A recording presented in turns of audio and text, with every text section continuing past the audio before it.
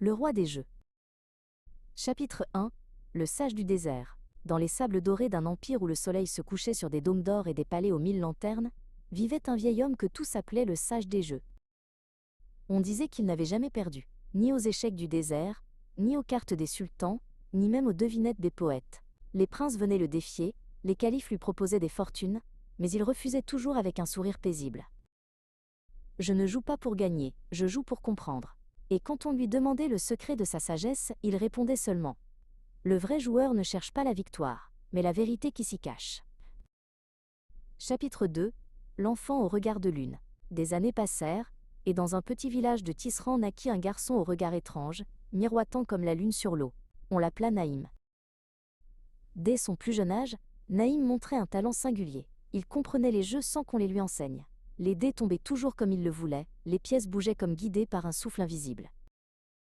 Les anciens murmuraient « Cet enfant est né sous l'étoile du sage, le destin va les réunir. » Et en effet, un soir d'hiver, alors que le vent hurlait sur les dunes, le vieil homme frappa à la porte de la maison du jeune garçon. Il posa devant lui un petit plateau sculpté d'or et dit « Viens Naïm, joue avec moi, le monde attend son nouveau roi. » Chapitre 3.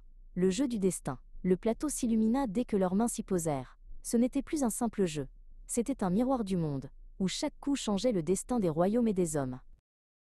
Le vieux sage jouait avec calme et silence. Naïm, lui, jouait avec le feu et la lumière. Leurs pensées s'entremêlaient comme les vents du désert. La partie dura 7 jours et 7 nuits. Quand le dernier pion tomba, le sage ferma les yeux et sourit.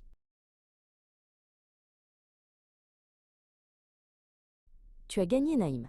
Mais souviens-toi, celui qui règne sur les jeux doit aussi régner sur lui-même.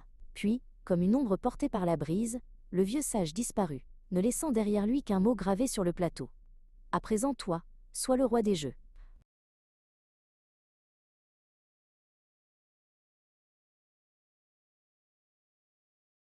Épilogue, le trône invisible. Des années plus tard, dans tout l'Empire, on parlait d'un jeune homme aux yeux d'argent qui voyageait de ville en ville, posant un jeu différent à chaque carrefour. Il ne cherchait pas la gloire. Il cherchait les âmes perdues dans leur propre partie. Et chaque fois qu'il gagnait, il ne prenait ni or ni trophée. Il offrait simplement un sourire et disait « Le vrai roi n'est pas celui qui triomphe, mais celui qui apprend à perdre. » Ainsi naquit la légende du roi des jeux, celui dont chaque victoire portait une leçon.